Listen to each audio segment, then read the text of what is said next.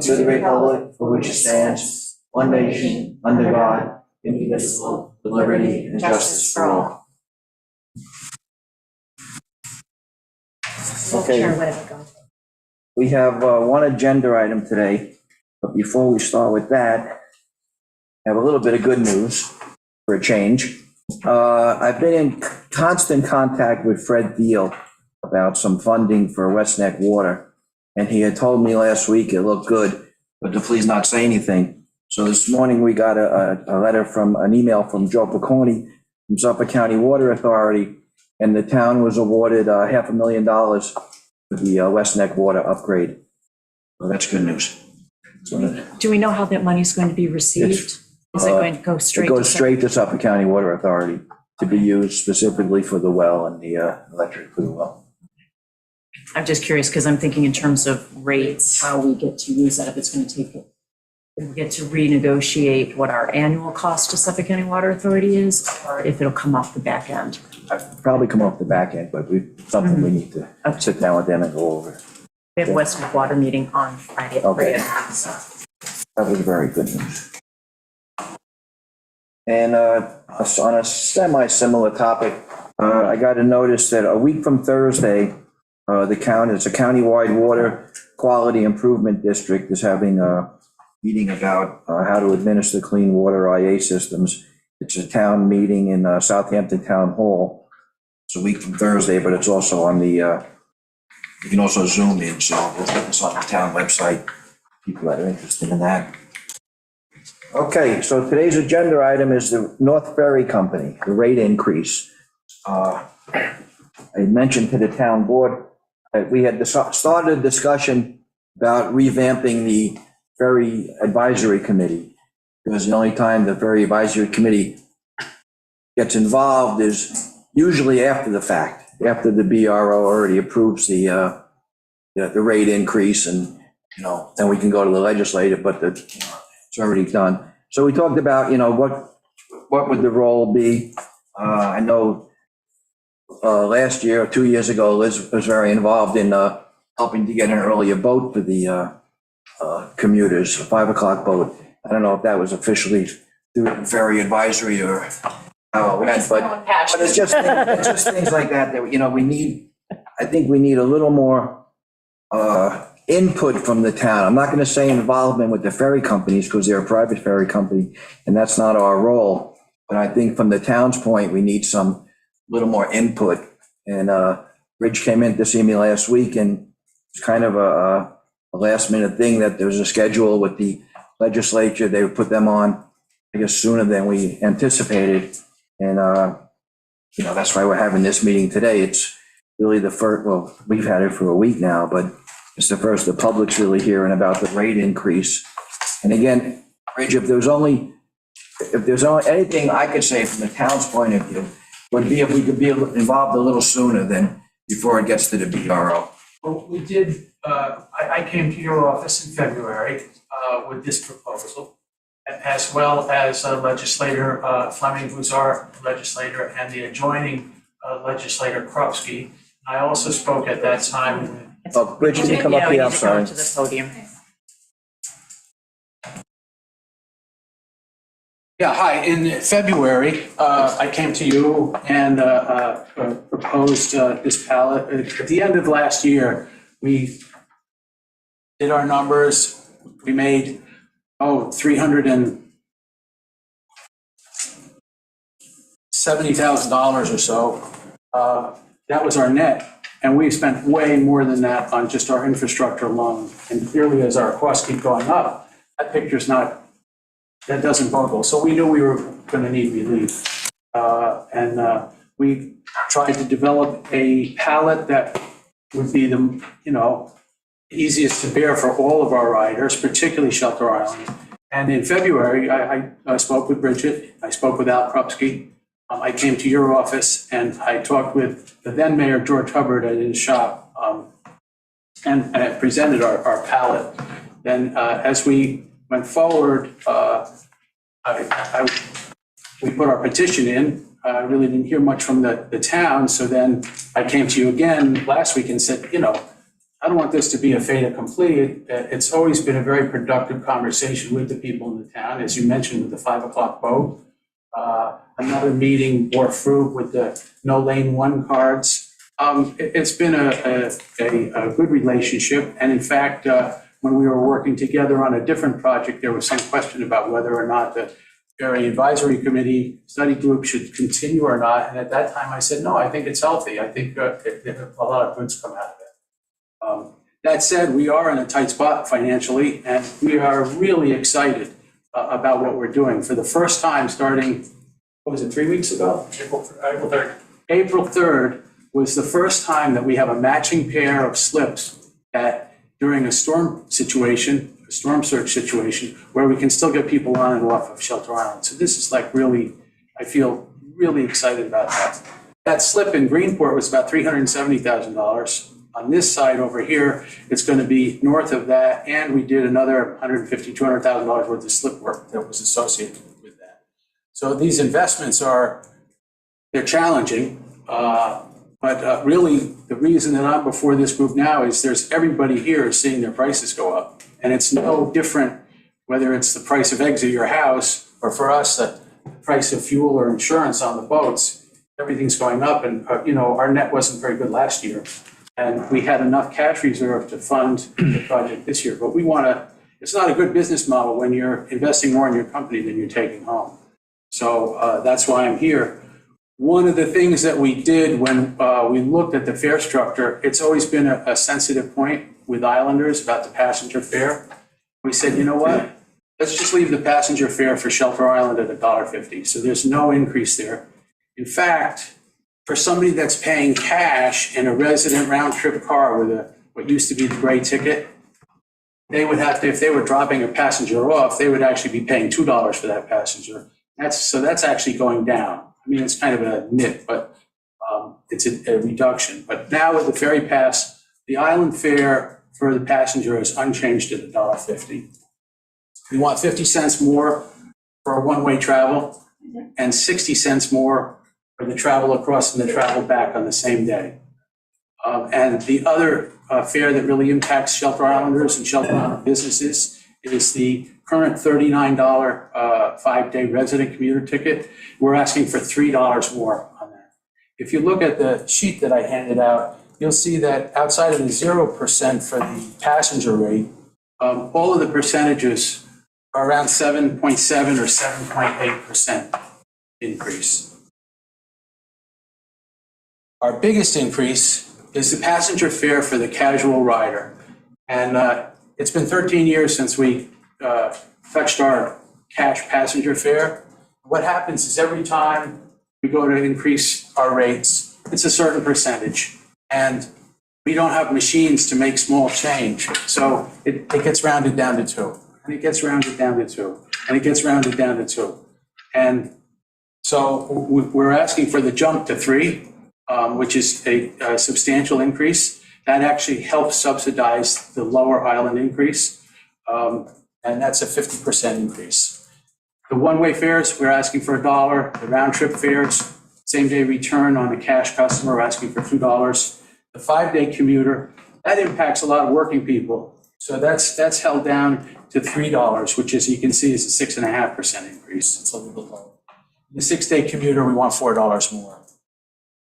One area, we're introducing a new rate. There are a number of people that walk across from Greenport that go to work all the time. And we don't really have a rate for them. But now that we have the ferry pass system, we're going to generate cards, and they can use that to have a $2.50 passenger fee. So that's how we can, massage that rate so that they're not getting the full 50% increase. And then the non-resident discount rate, they apply to anybody in Suffolk County. And you can see that they're in that same 7.5% category. There are also, our fare does touch our commercial traffic. So remember, it's about 4.5%. The increases are anywhere from 4.5% to 7.6%. They're in that same range. Basically, we're just trying to manage our increased expenses.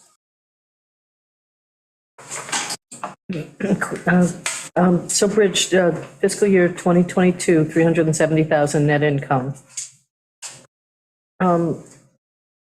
But inflation's ticking down at a nice steady rate, maybe right into a recession, we don't know.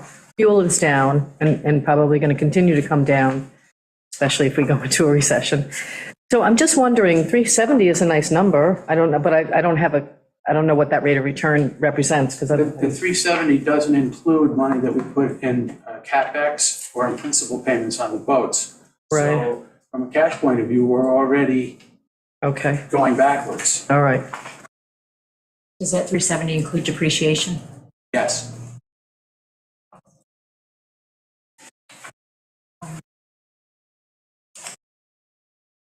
Historically, the ferry committees had an opportunity to come into your offices and review the financial statements. And so they would like to have that same opportunity ahead of next week's hearing before the legislature. So could that be arranged?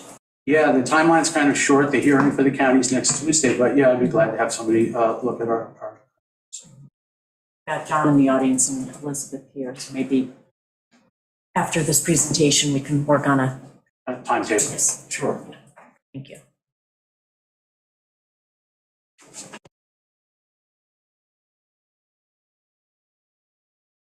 I think actually the thumbnail sketch of our financials is in the Office of Budget Review. They get our audited financials, and there's a pretty consistent back and forth there. It's very granular. Yeah, I think the ferry committee just wants to have the same opportunity. Sure.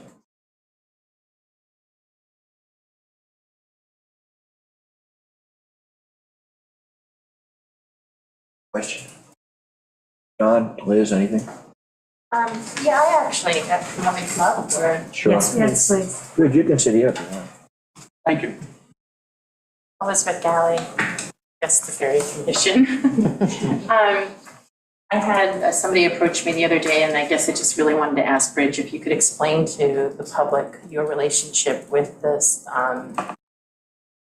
Shelter Island Heights Property Owners Corporation, how the North Ferry and the Shelter Island Heights Property Owners Association work together.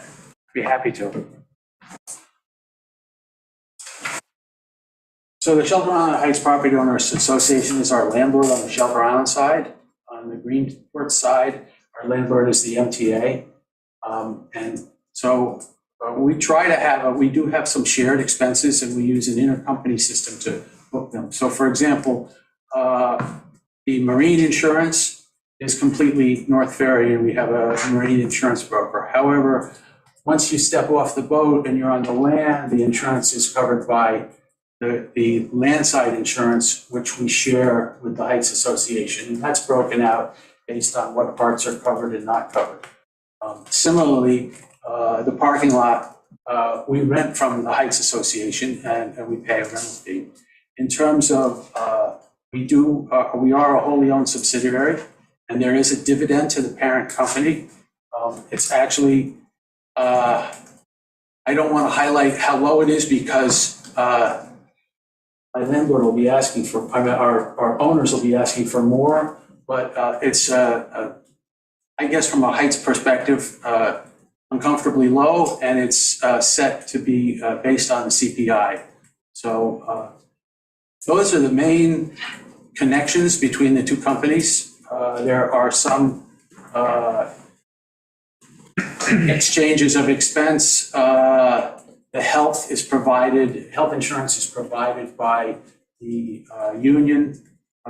It's under the Taft-Hartley Act that provides our health insurance, which is a tremendous economy.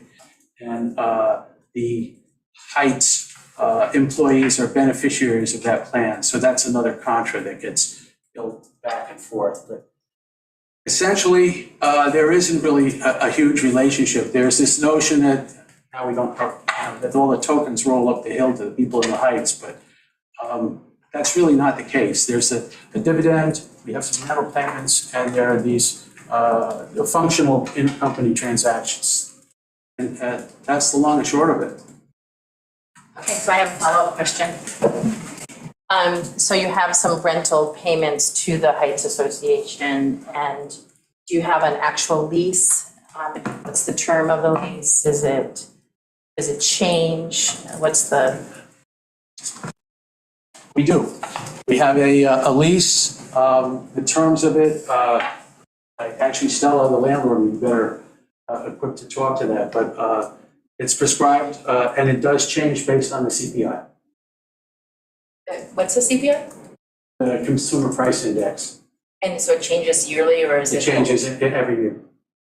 So if inflation goes down, then there won't be an increase in our rent. If inflation goes through the roof, our rent goes up. And it's a similar mechanism to what we had in place with the MTA.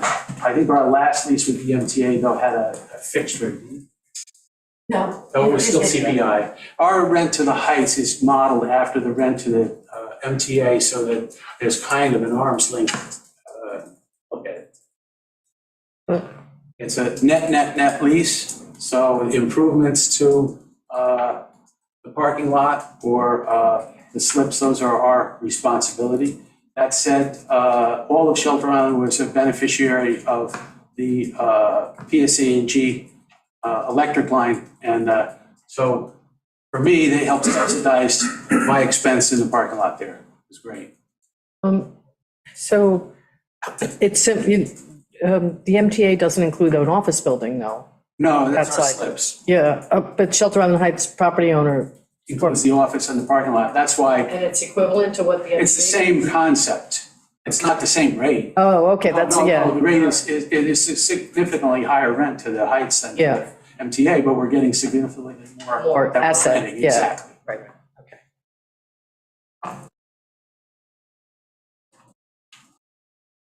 Please.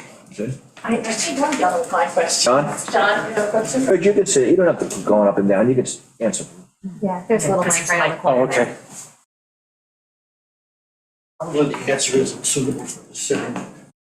Hopefully, if we get to have a meeting over the financials, I'm curious as to how the PPP money, round one, round two, and the called employee retention tax credit plays into your financial statement. Well, I can talk to that. Unfortunately, we're not eligible for the employee retention credit. We made we explored that completely with the IRS at some length, complete with the exchange of an inordinate number of documents. But their determination on examination was that we did not qualify for the ERC. That said, the PPP and the second tranche of PPP saved our bacon. The first tranche essentially was used up in, lost revenue. And the second tranche, we used additionally to pay our overhead, but that's how we've been able to make these substantial investments in the slips and the boat. So That that's not a, revenue would not be recurring. exactly, that's why I'm here before everybody here today. That's why this is, If we had another penny from heaven, I wouldn't be here. yeah, good explanation. Okay, thank you.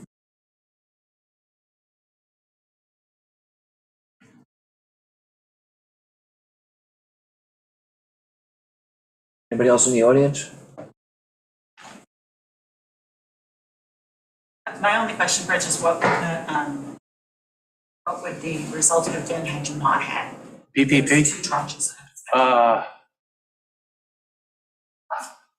think I said at the time, and I still would say, we were going to run the business and keep service going until we couldn't do it anymore. But we would have stopped. It would have been, we would have folded. There's really no way. Our fixed costs are such that even if you stop running, you go under. It's we need a steady business to stay in business. Fortunately, the PPP money allowed us to keep going, and fortunately, our traffic returned before those lines crossed. It was a really challenging time. I'm really grateful to that program. I thought 2008 was a struggle, and it was like a cakewalk compared with the pandemic. Bridge, traditionally, the legislature isn't really keen on the resident discount. Yesterday, actually, this crowd is a pretty friendly crowd compared with yesterday. There was it seemed like there had been an unrelated dust-up at the DS at the county. We went to a hearing before the Public Works Commission. And I think downstream of that, everybody was a little stirred up, and they said, "Is there somebody from the ferry?" And I raised my hand. I hadn't taken a speaking card, and when I went up, I felt like I got really grilled. So at one point, it's a sensitive point because the increase in the passenger fare is the highest, and it applies to other people in the county, and that's the part that's unchanged or even going down in that niche circumstance. And that's when I said that anybody in the county can get a ferry pass card. And I took one out of my wallet. I said, it'll afford them a discount rate. I said, it's not the same discount rate that are people that are geographically challenged by living on Shelter Island, where this is the only way on or off. I said, but anybody in the county is eligible for this discount rate at a different discount. That seemed to help. And then there was a small moment of humor when they said, well, is there any other way to get off of Shelter Island besides the ferry? And I said, besides, if you don't have a boat, I said there was Klenowickus International Airport, and that would be another option. And that helped break the mood. Right. Couple of paddle boarders. Yeah, right. The crossing. Wetsuit. Divided deer I across. think, well, I know, looking on Facebook and listening to people, that it's a given that we get a resident discount. And it's not a given. You just said the legislature would think it should be same price for everybody. Can you kind of explain what happened during COVID, that the only people using it were the residents, the discount didn't cover? Oh, well, even to this day, the majority of our businesses, we're carrying at a loss. Our cost per trip is way above what we charge. And that's a majority?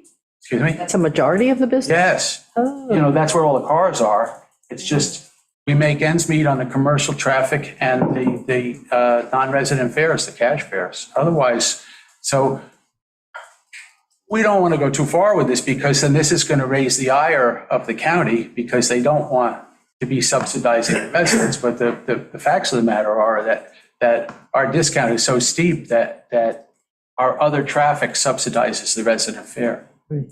And in fact, in this application, everything is around 7%, with the 9% in the round trip, and the 50%, that's a cash fare, and the 50% in the passenger fare. That's going to, when you do a weighted average, we're a little over 10% of the increases, which is what we need to survive. But that's why the island rates are in the 7 and 7.7% category. That's what allows us to offer this rate. And that's part of the process that occurred, before we met in February, of trying to figure out, where's the edge? How much of a subsidy can we manage, and how much is going to either hurt us going forward or not pass muster with the Office of Budget Review. I think we thread the needle pretty well. Rich, the only thing from the town's point of view, I think, is, I can understand a tractor trailer having to pay a tractor trailer price. But I don't understand why police vehicles and all town vehicles don't get a resident discount. Well, none of the businesses, and including the town, are eligible for the resident discount. If we do that, then we have to start looking at raising the resident rate. We would be able to, if we open the door to all the businesses having a resident discount for their vehicles, it's like, what do you want it to be? We can do that, but then we're going to have to increase what the resident rate is. These are all little adjustments to make this system work. And It just seems that's why. if a police car has to go off or a highway truck has to go off to pick something up, they should be paying the resident, because it's the municipality. It's not not a business. Well, it's not a resident. It's government, which hopefully is being run like a business. It's essentially a business that is employing people to do tasks, and it's not a household. So I think that would be the best way to characterize it, is that it's not a household. And in fact, that's the same logic. People often wonder, well, why is there a distinction between this truck and that truck, a modified truck or not modified truck? Our rate is based on an auto rate. And we use a van or a pickup truck as a proxy for a family car. Where that breaks down is when somebody's starting to use a vehicle that's been modified for their business and it's kind of no longer their family car. And I would argue the same thing about even a police car or a highway truck. They're modified for that specific business. That's not a family car. They don't go out to dinner in the police car. I wouldn't characterize it as our traditional auto rate. I would argue that it's a taxpayer's expense, and I think it should be reconsidered. Well, it's a fair argument, but Yeah, you rent deck space. I mean, that's the truth, you know, so within the deck space of a trip, I would you argue. have to make what you have to make. I would argue back then that if we're making an accommodation to reduce the tax base there, we should have an accommodation as a service organization on our taxes. So that's something we could explore if we're willing to get a tax break on a real estate tax break on our operation, then perhaps it makes sense, but I think that equation is not going to work out real well in the town. I agree with you.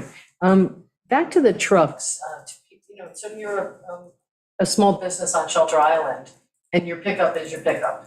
So how does that work? That pickup gets charged at the discount rate. They can use the ferry pass for a discount rate or a commuter ticket. Where it breaks down is where we draw the line is if that truck is modified with an unusual bed, toolboxes, or a dually. If it's like a 3500, then it's not really your family truck anymore. Then you're using that to carry masonry supplies or something heavy. These edges of the fare categories are by definition very difficult to be, absolute about. But our guideline is if the vehicle's modified, it's still a car, but it's a cash-only car. If it's modified in two different ways, then it becomes a truck. And that's a different fare class. So if you have a pickup truck, that's your family car or van. If you have a pickup truck that has those built-in utility body on the outside of it, that's a cash-only car. You still get the benefit of the soon to be, I hope, $24 round trip, but you can't use a discount rate. If that same truck with the utility body on it has 4 tires in the back, 6 in all, that's like 2 changes. And that's just a truck. That's like a telephone truck. It's no different than a telephone truck that has the body and the 6 tires. So we put it in that category. That's difficult for our crew to understand, and it's difficult for our customers to understand. But we try for continual improvement to try to make that distinction consistent and clear. Eventually, where we have an issue, we'll sticker a vehicle so that then we have uniform pricing. Wow. And anybody that has an inconsistent pricing issue on their vehicle can come to our office. John or I will, we call it measure it, but we'll make a determination. We'll put a sticker on the vehicle, and then with our handhelds, that's the price. Yeah. There's not an argument over it after that. That's good. Yeah. What about a pickup truck with signage? That's if it's not modified in any other way, Just has. then that's a family car. There are a lot of cars that go out to dinner with the such and such company on the side of them. Yeah, yeah. And roof racks we don't consider that a modification. That's kind of a given. There are roof racks on cars, there are roof racks on vans, there are roof racks on pickup trucks. It's where the body is modified. If you can't buy it in a dealership like that, then that's a great, that's kind of a red flag. Anybody else? John?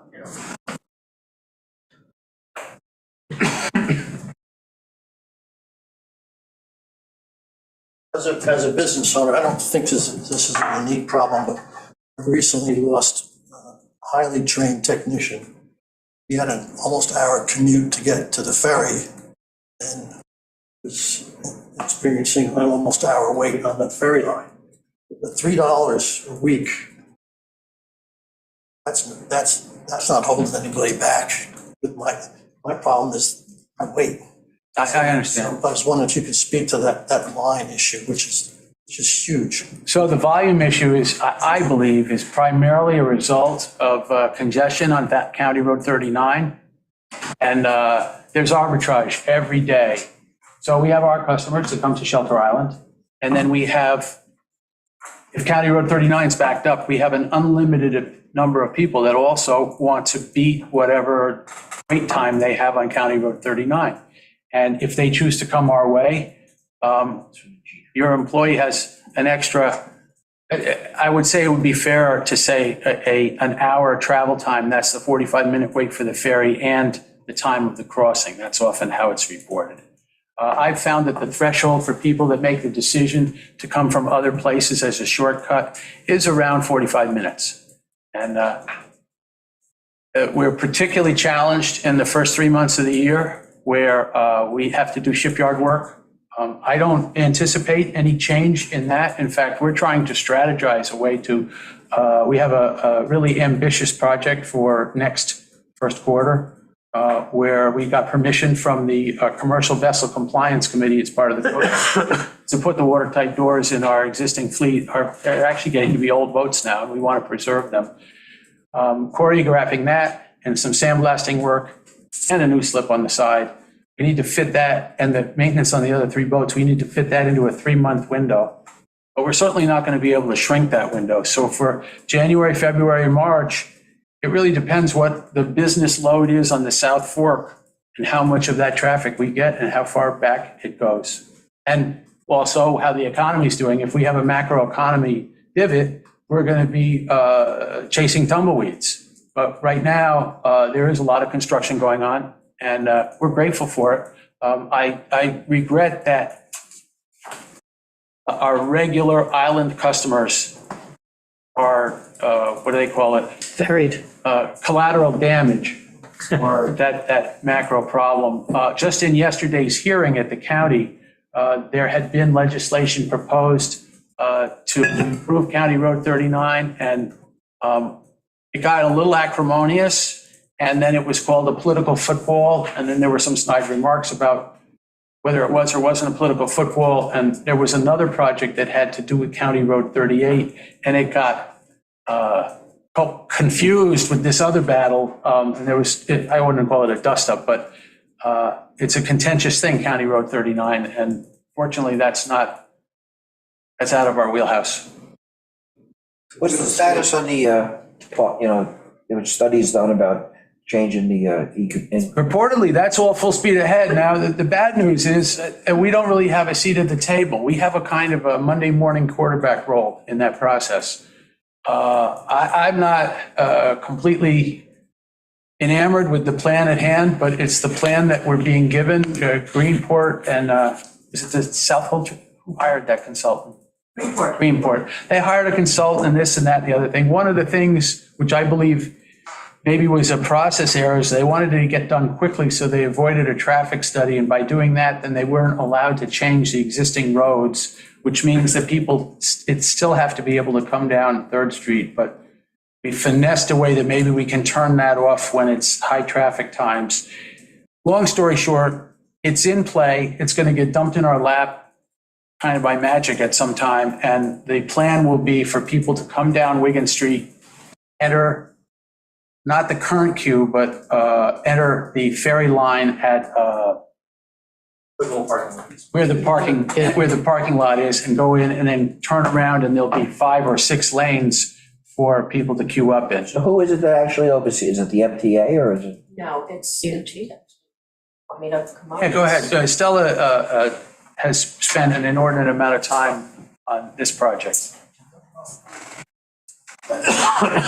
So what ended up happening is the funding for this comes out of the ferry boat program, which is kind of falls under the DOT. Problem with the ferry boat program is that the money is allocated to North Ferry, just like it's allocated to South Ferry, but because we're private companies, we can't get at the money on our own. So that's why you do a private-public partnership. In this particular case, the public part is the Village of Greenport. So the Village of Greenport has to take the lead in the eyes of the DOT, which they've been doing. And in order to get money out of the ferry boat program, you have to hit certain milestones. So the first milestone was the conceptual design. And that's really what Bridge was talking about. So at a high level, we didn't want any traffic coming down 3rd Street, lost that battle, but we were able to come up with an interim solution for that, at least during high traffic. So the DOT has signed off on that concept of a design. The next phase that we would work on with the outside consulting firm, the engineering firm, I should say, is the detailed design. So as long as we get a detailed design in their hands, by the DOT's hands, by September of this year, we should be able to kind of get to the next level, which will help hopefully release some funding, and then we'll be able to get on with it. But the DOT's been really quite rigid to work with. And they've left the execution to us, so now we're gonna end up with 6 lanes of traffic. And how are we gonna decide which car gets on when and first? As soon as you take a linear process and you bifurcate it or trifurcate it or quadrufurcate it, as soon as you spread it out, it gets increasingly and exponentially harder to manage. John has been modeling using computer vision to try to identify individual cars and figure out a way that we can automate this. We're really over our head with this. I mean, I'm not necessarily over John's head, but it's over my head anyway. And it's going to be very difficult to execute. And the fist fights that we have now at Wiggins and 3rd may translate into fist fights between lane 3 and lane 4. So I have some One piece of property and you. Yeah, that's exactly what it was. Because, what they're trying to do is the DOT and the village wants to get as much traffic off their streets as possible and to put it onto that MTA property. So we share the MTA property with them. We have a small piece, they have a larger piece. And I don't want to be too negative. Yeah, really. It's an opportunity for us to solve a problem. It's just maybe more challenging than it would need to be if we could draw the picture from the beginning. It's not gonna really do anything time-wise, it's just to get the. No, it's just to try to clear the roads. It may alleviate a pretty big problem at 9th Street because there, it's not even, that's a weird area there and so it may help very distal from the ferry, but in terms of time, no, it's not gonna affect that. And I'm a commuter, so I have complete empathy for sitting here. Some days you have. Yeah, like this morning. You don't get to cut? No, I don't, so. Because I was going to throw that up as a proposal. Town employees get to cut, but I don't know. Yeah, well, I don't get, and, yeah, so I have totally empathy for it, and it's just something that's really almost out of our hands to be able to control that volume. Chief, I see you got your hand up. Yes, thank you.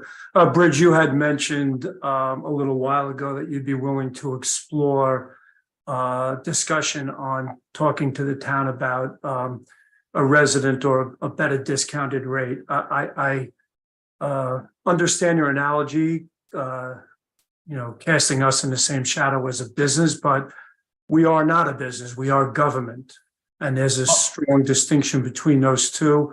We do have an obligation to the taxpayers. Our police cars take up no more room. And I'd be glad to sit down with you before this is settled to discuss or have a venue to explore a rate change for government specifically, separate from business. And that would encompass, police, seniors, the town highway workers. I do think it's in our interest as a government to explore that, especially since you're coming to government to talk about a rate increase.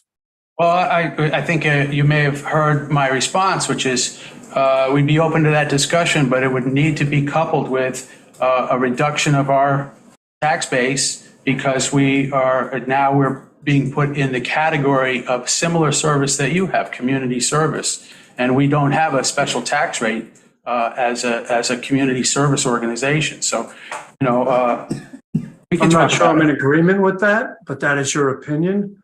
I understand where you're coming from, but I'm not quite sure, and I'm in agreement with that In structure. the, What property in the, taxes in does the, Northbury pay? we pay them indirectly through, we're net lease, so we pay the Heights property And we taxes. could look at an analogy of so of here- what that here's would the- really mean. What the increased flow or the loss of revenue through our government use and how that relates to taxes. We can do an analogy on that. I don't mind crunching the numbers on that. That's good, and by the same token, we need to take that number, if there is a relief there, whatever dollar amount that is, needs to be added into the island resident rate. In other words, that delta's lost revenue, and if we're looking for a certain number and we lose that revenue, then we would need to, perhaps not at this increase, but the next increase, that would get folded into the resident rate. Right, but again, that's your opinion that one has to be coupled with the other. I'm not sure that I'm in agreement with the coupling of those two concepts, but we could talk about that. But I do feel that it's in our interest as a government entity to look at that deeper. Yeah, so Chief, I guess the one comment that I would make is two comments. One, of course, we would sit down and talk to you and try to figure out a way, to do this. I mean, I think we have a good track record of doing that. 100%. But when we went to the BRO initially in the legislature, we went and we showed them kind of the revenue and the expense. So what you're suggesting in these certain fares coming down, that's a decrease in revenue. And I think what Bridge is saying is without either making up for that decrease in revenue or reducing the expense somehow, the number gets worse than what we submitted for. And if that's in fact the case, I mean, already what we submitted for was significantly below what the BRO said the CPI increase was. So the BRO said the CPI increase was, over 12%. Yeah, 12.88%. Yeah, so for residents of the town and people getting discounts, we're in the 7% range. So now if we do something with giving a discount to the municipality, which again, we're open to, I would just say, how do we offset that discount so we're not even much lower than we're already going in at? So that just needs to be part of Understood, the Star, and I would have had this conversation with you much sooner. This is the first I'm hearing of this coming before the board and having this discussion. So we're kind of late to the game. I do understand that. But in the course of, let's just say for argument's sake, 1 million vehicles crossing the island, the percentage of those being government used and a slightly deeper discount is going to be so minuscule in the total rate package that we're talking about. But we can go offline and talk about that and see if there's. Absolutely. I mean, let's get the facts on the table and then let's see what we could figure out with them. Thank you. I have just one question. Right now, the police department pays a non-resident discounted rate, correct? Correct. Yes, we do get a discounted rate. I'm not suggesting that we don't get a discounted rate at all. When the ferry study group meets with you, would you have at hand easily, like, breakdown, like percentage or total dollars, passenger fares, resident one Sure. ways, things like that, just so that way? Yeah, no, that's probably I think the most insightful thing or we can show the Ferry Study Group is exactly that, the weighted breakdown of our different fare categories, which was information that we shared with the Office of Budget Review. And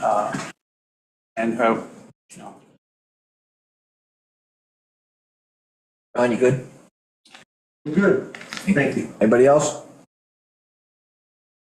Okay, so you guys are gonna set up some kind of time to get together? yeah, Why don't we do it now? I mean, after the Yeah. meeting. Yeah. Okay. Do you want to sit in on that, because you're on the Yeah, ferry? sure. One more board member go along for, Yeah. I or would just the prefer- three? No.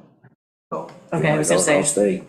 No, I would just only two of us, Okay. unless BJ wanted to have two, but you guys decide. Okay, I'm going with it. Okay. that's it. Thank you. Thank you. And our door is always open. You know, people are reluctant to call if they have an issue, or some people are. And really, we're always trying to improve the service we provide. And one of the vehicles for doing that is to hear from our customers. So call me up. Okay, thanks, Rich. Thanks, Del. Thanks, John. Maybe the five of you powwow right now then to get that. Just maybe the five of you can powwow right now to get that. Executive session. Around the table? Go back around the table. Oh, right. Board member reports. Board member reports. Okay. Good be joking. Rich, there's a key on that chair. Oh, that'd help me get home. Thank you. All right, Meg? So we had a comp plan meeting last night. We were talking about the environment chapter. We got through most of the body and now we really need to just focus on the action items. So we'll be picking that back up on May 15th. So on May 15th, we're going to start with the action items for the environmental chapter of the comp plan, and then we're going to move into housing. So if you're interested, those are open to the public. But it's a work session for the CPAC. So we'll take comments and after we're done with our work session, but it'll also be on YouTube. So that's the 15th, and then we have another meeting on the 22nd to hopefully talk about the land use and zoning chapter. So, I mean, housing we only might get through half of housing, I'm not sure, but that's the goal, is to do those two chapters in May. And then from there, the consultants will work on a draft plan, and then we'll have a whole bunch of larger public meetings. We're just trying to get the basic draft information, all the content that we want included on there, and also to give the consultants a good idea of what they have to work with and make sure that we have goals, objectives, and action items for the town. So that's our focus at the moment. We had a Green Option Committee meeting on Thursday, which I think went very well. The committee's been given 2 homework assignments. One is to kind of explore different solid waste management options for the town. Because the DEC, the New York State DEC, just put out their New York State Solid Waste Management Plan for the state of New York. And they have a pretty lofty goal of significantly reducing solid waste in the state. And so some of that will come our way. And then we're also going to have to thinking about Brookhaven closing down and how that's going to affect us. So we need to start brainstorming ways in which we're going to handle our solid waste better. So the Green Options Committee is looking at that. And then there's an ETIP program, which is for sort of energy independence, and it's in island communities specifically. And so it's a pretty lofty application. So the committee is going to try to fill out the application just so they have more information on what we have as town, what we don't have, and what kind of information we need to gather, and just things like that, to explore different ways to help kind of like bolster our energy independence and resiliency during times of like hurricane and things like that. So that's a program they're looking into. And then actually right after that Green Options meeting, we had a speaker come in and discuss pesticide usage and the effectiveness of different types of pesticides on killing ticks and the best times of year to spray and things like that. And that was very informative. So that is actually on the town's website. So I recommend you go to the YouTube and watch it. It was very interesting. They explained the best times to spray for specific types of ticks and exactly how much to spray, and that you don't need to spray every week, every 2 weeks. There's very specific times of season where it's effective. Great. And otherwise it may not be effective. So it was a very interesting discussion, so I highly recommend people watch it. And then, let's see, what else do we have? And that's pretty much it for me at the moment. So that's my last week. Amber? On Saturday at the library, there was the program presented by the CDCLI for the housing grants. There's $2 million that has been awarded via the state to CDCLI for upgrading or building ADUs. So it's, the max is $125,000. It can be used for construction. It can be used for bringing ADUs up into compliance. It is geared toward helping to keep people in their houses on Shelter Island. So it's not to build affordable housing, although we're going to try and work on keeping them affordable priced units, but it is for people who don't exceed certain income levels to be able to generate some rental income for themselves so that they can continue to live here. And you can also live in the ADU and rent out your main house, but they have to be for year-round rentals. So if you're an elderly person and you want to get out of your two-story house and live in your ADU, you can then rent your two-story house, but it has to be a year-round rental. You have to provide for a 10-year period annually this agreement to the CDCLI, who will also do a site visit. I know there was a concern during the meeting about compliance and that these could get turned into short-term rentals, but the compliance is already built in. And if there's additional funding for the people who need above the 125,000, we may be able to, that's where we can try and incorporate in perpetuity restrictions on deeds so that these ADUs will remain forever affordable.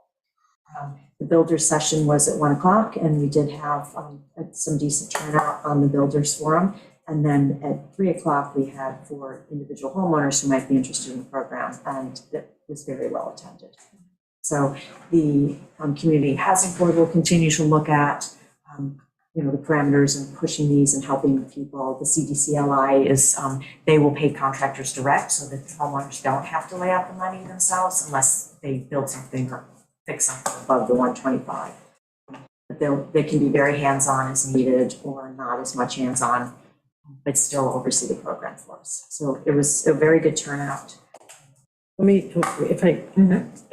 think they made a good point of none of this negates our zoning. Correct. Or the need for a building permit or any of that. I mean, it's all sort of laid on top of that. So that's number one. I thought the other interesting thing that came out is you could rent to family members. Mm-hmm. You can't build an ADU with, your family member cannot be the builder. I think that's what they said. Yes. But you can rent to family members, which I think is significant for the future of again, what we call community here on Shelter Island, is that you can keep your family here. And that overage, if 125 isn't enough, that CDCLI does make available low-cost loans to people, which in an era of slightly higher mortgage rates, that's significant. They cited a 0 to 3% rate depending on circumstances. Yeah. So that was good in this environment. They also made a good point about saying that, this isn't to cover luxury items. So if you want like a $50,000 countertop, you're not going to get approval for that. Right. So they help with the planning and determining the most efficient and effective way to construct these, the most cost-effective way to do it so that it's safe, it's code compliant, it meets all the safety regulations and requirements, but it's not like a ridiculous luxury. And community character. And community They character, talk about protect that. community character. But, there's checks and balances so that you can't, put in a, $20,000 refrigerator. Yeah. And call it, And then the only other thing that I had is on this Saturday, the 29th at 9:30, the Lions Club is doing a community cleanup. So we meet at the Center Firehouse at 9:30 for bagels and coffee. Between 10 and noon, walk the roadsides, clean up garbage. You can go to the Lions website and pick an area you wish to clean up, or you can be assigned the day of, and then there'll be a barbecue afterwards to thank everyone for being involved. That's all that I had. Thank you. BJ? Talked about CPAC while I was out there? I did. Yeah, okay, good. So in the, just that the rec department is coming with 3 concerts this summer at Wade's Beach. One was done last summer. And I just think that'll be great, one for each month. They do turn out to be nice community events, so we'll have that, hopefully more information in their application. next week. Stephen, you have anything for us? No, Mr. Supervisor. Anything tonight we need to talk about now? No, Think so. we're all prepared. Right, okay. Anybody in the audience have any questions? I just had one. Yes. For Amber, it had to do with the $2 million. Is that specific to the town of Shelter Island, or is that? Yep, there was $10 million given out, or was it So it's $20 $20 million to 10 across the state? municipalities. Yeah. We got one, I think Southold might have gotten one, and Southampton definitely got one. Right, so it's like 16 projects, it's all next. Well, if they're maxed out, I mean, it could go the other way if you're doing like a renovate, if you're bringing something up that costs, Right. cost you $20,000, then we still have 105. And is it dependent on the budget passing, or is it, that's money that's already in hand? It's in hand. And they said that they do have the ability to request more funding. So if they get more applications, then they can pay for out of the 120 or out of the 2 million, then they can always apply to the state for more funding. Yeah. Thanks. Anybody else? Just one thing, actually, I forgot to mention, the rental law amendment that was scheduled for a public hearing is going to be renoticed, so it's not going to be on for tonight. Okay. Anybody on Zoom? Okay, if there's no more questions, I'll make a motion that we go into executive session to discuss a, I'm not supposed to say personnel issue, but it's an employee. Employment, the employment history of a particular employee. Yes, Could we just set a time for Yeah, the sure. study moving Yeah. forward? yeah. You Yeah, that doesn't work it have, out, and I'm good, whatever's good with you guys. Okay? Calendar. Good. Do you have any, like, Second would be able to.